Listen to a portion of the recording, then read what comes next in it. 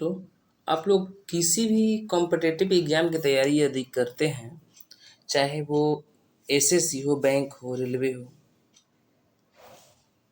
कोई भी पुलिस हो,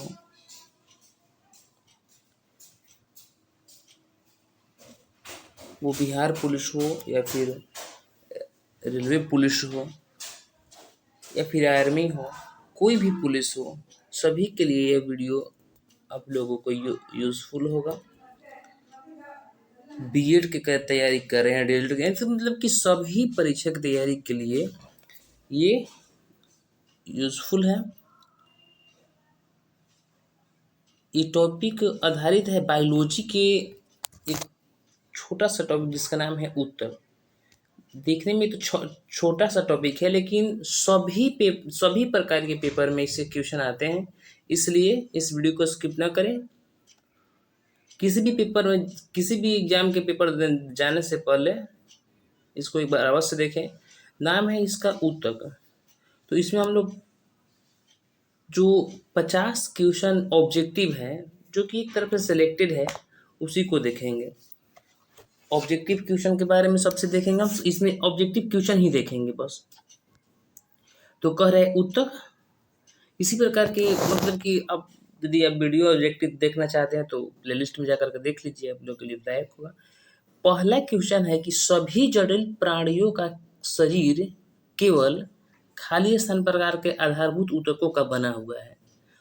वो ये ऑप्शन आप लोग के सामने है, कितने कितने प्रकार के ऊतकों से बना हुआ है। तो इसका राइट आंसर हो जाएगा आप लोगों को 4 प्रकार के आधारभूत ऊतकों का बना होता है। सभी जटिल प्राणियों का जो शरीर है केवल 4 प्रकार के ऊतकों का बना होता है। अगला क्वेश्चन है कि जब मेरिस्टेम अस्थायी ऊतकों के बीच होता है तब उसे कौन मेरिस्टेम कहते हैं। ऑप्शन आप लोग के सामने है। अंतर्वेदी की प्राथमिक की पार्श्विक की शीर्षस्थ। तो इसका राइट आंसर हो जाएगा आप लोगों को अंतर्वेशी। अगला क्वेश्चन है कि मांसपेशी को हड्डी से जोड़ने वाले ऊतक को क्या कहते हैं। क्लियर हो गया, वहां पर दिए हैं इसको। आप पढ़े, यदि आप लोग पढ़े होंगे अच्छा से तो ऑनलाइनर तो क्लियर हो जाएगा। तो इसका राइट आंसर हो जाएगा मांसपेशी को हड्डी से टेंडन।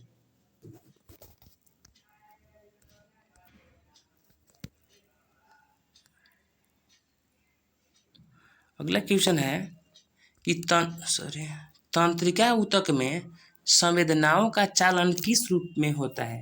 तंत्रिका ऊतक में संवेदनाओं का चालन किस रूप में होता है। तो इसका राइट आंसर हो जाएगा आप लोगों को केमिको मैग्नेटिक वेव के रूप में।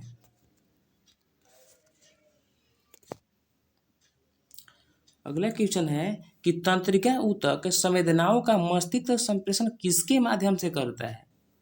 तो ये न्यूरॉन के माध्यम से हम बताए हैं ऑनलाइनर में। किसी जीवित देह के भीतर कोशिका या ऊतक की मृत्यु को क्या कहते हैं। तो इसको हम लोग कहते हैं नेक्रोसिस। यदि आप अच्छा से देख लेते हैं ऑनलाइनर ना, तो ये एक भी क्वेश्चन मिस नहीं होगा। निम्नलिखित में से कौन एक संयोजी ऊतक नहीं है कह रहा है, नहीं के कह रहा है। तो त्वचा जो होता है ना, संयोजी ऊतक नहीं है। निम्नलिखित में से कौन सा संयोजक ऊतक नहीं है। फिर वही क्वेश्चन आ गया कि कौन संयोजक ऊतक नहीं है। इसका राइट आंसर हो जाएगा, सब वही दिया है लेकिन इसमें उसमें दिया था वो त्वचा, लेकिन इसमें त्वचा नहीं है, कंकाल पेशी आंसर हो जाएगा। जन्म के बाद मानव के किस ऊतक में कोई कोशिका विभाजन नहीं होता है। तो इसका राइट आंसर हो जाएगा आप लोगों को तंत्रिका कोशिका में। रक्त क्या है। तो रक्त एक तरह संयोजी ऊतक है। नाभि रज्जु क्या है। तो नाभि रज्जु जो है प्रौढ़ संयोजी ऊतक है।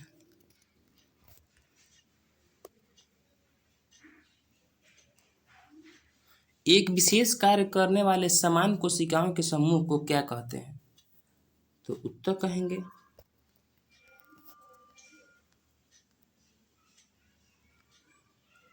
तंत्रिका ऊतक की इकाई क्या होती है? तंत्रिका ऊतक की इकाई क्या होती है? तो तंत्रिका ऊतक की इकाई होती है जो न्यूरॉन होती है। हिस्टोलॉजी शब्द का सर्वप्रथम प्रयोग किसने किया था? तो हिस्टोलॉजी का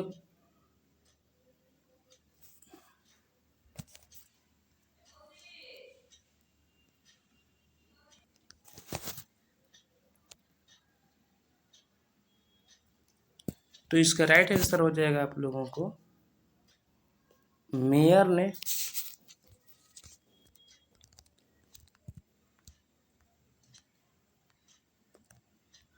घास की तना की लंबाई किसकी क्रियाशीलता से बढ़ती है? घास की तना की लंबाई किसकी क्रियाशीलता से बढ़ती है? तो इसका राइट आंसर हो जाएगा आप लोगों को अंतर्वेशी विभज्या के ए।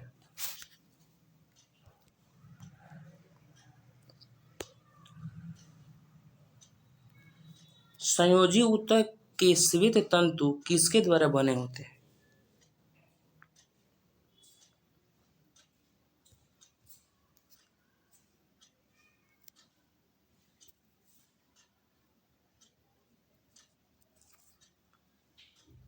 मायोसिन के द्वारा।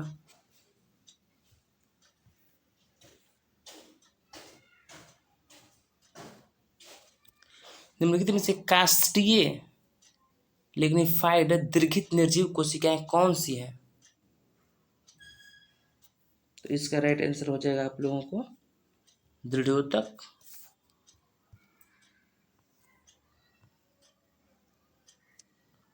निम्न ऊतकों में से प्रायः कौन निर्जीव कोशिकाओं से बना होता है? निर्जीव कोशिकाओं से। तो निर्जीव कोशिकाओं से जो बना होता है वो है जाइलम।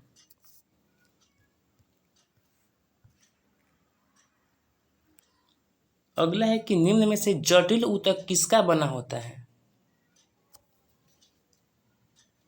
तो जटिल ऊतक भिन्न भिन्न कार्य वाले भिन्न कार्य करने वाले विभिन्न प्रकार की कोशिकाओं से बना होता है।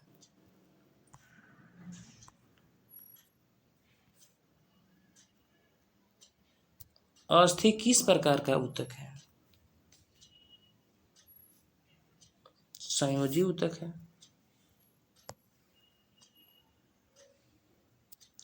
कोलेजन को जब पानी में उबालते हैं तब परिवर्तित हो जाता है किस में?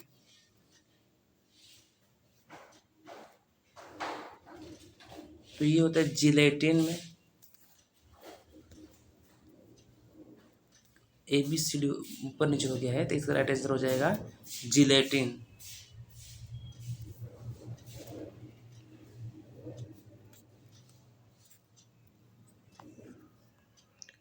कोशिकाओं के समूह को क्या कहा जाता है? तो कोशिकाओं के समूह को ऊतक कहते हैं।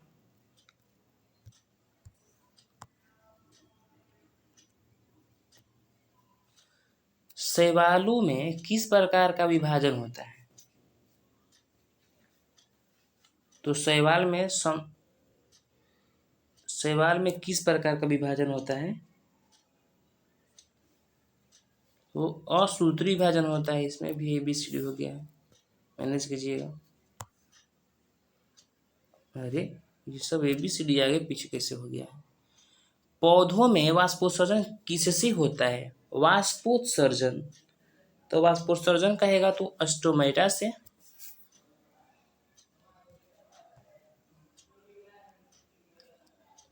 ये कैसे हो गया है? गतिकामय ऊतक किस प्रकार का ऊतक है?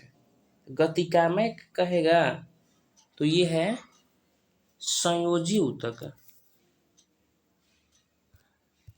ABCD पर मत ध्यान दीजिए आप। किस प्रकार के ऊतक द्वारा ग्रंथियां बनती हैं? किस प्रकार के ऊतक द्वारा ग्रंथियां बनती हैं? तो उपकला ऊतक के द्वारा। ये सब ABCD ऊपर नीचे हो गया है। पौधों की लंबाई किसके द्वारा बढ़ती है? तो ये शीर्षस्थ विभजोतक के द्वारा।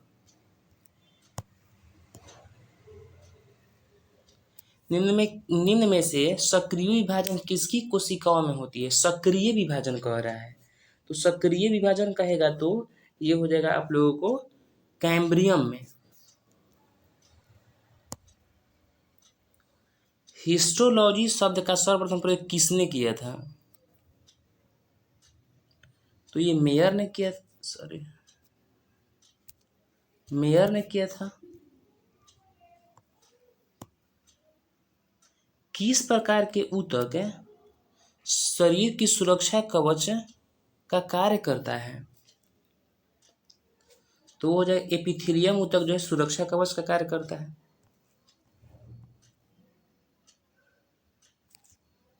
निम्नलिखित में से कौन सा ऊतक घाव भरने में सहायक होता है? घाव को भरने में सहायक होता है, तो एपिथेलियम ऊतक।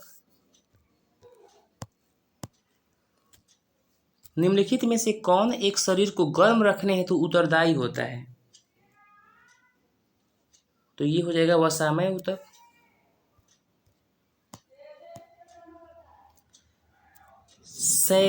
सेबेसियस ग्रंथियां पाई जाती है कहाँ?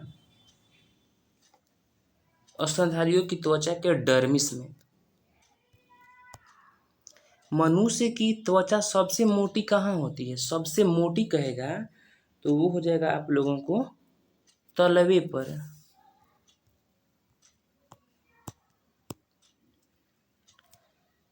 लैक्राइमल ग्रंथियां स्रावित करती है क्या?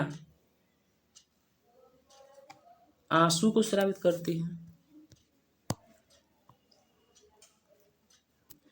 वृद्धावस्था में त्वचा में झुर्रियां पड़ जाती है, इसका कारण क्या है? तो इसका कारण हो जाएगा उपचर्मी स्तर में लचीलापन कम होने के कारण। मनुष्य के शरीर में सबसे लंबी कोशिका कौन होती है? तो तंत्रिका कोशिका। तंत्रिका ऊतक की इकाई क्या होती है? न्यूरॉन।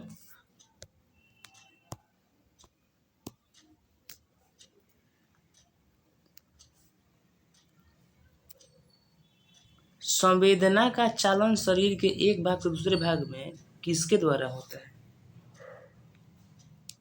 तंत्रिका ऊतक के द्वारा। लिगामेंट एक रचना है जो जोड़ती है किसको? अस्थियों को अस्थियों से। ऊंट का कुबड़ किस ऊतक का बना होता है? ऊंट का कुबड़ तो वसामय ऊतक का। मोटापा निम्न में से किसकी अधिकता के कारण होता है? वसा ऊतक के कारण। नाभि रज्जु क्या है? तो ये प्रौढ़ संयोजी ऊतक है।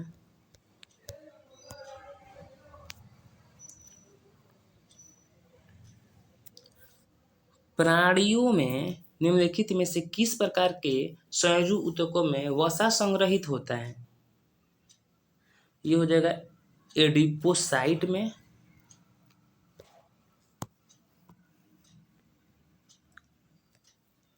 किस ऊतक में नख, खुर और सींग बने होते हैं? किस ऊतक के? तो वो हो जाएगा आप लोगों को कीरेटिन।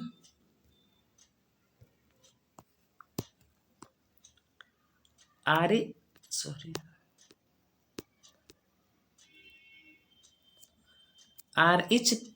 एच कारक ने अपना यह नाम किस जानवर से लिया? तो ये हो जाएगा आप लोगों को बंदर से।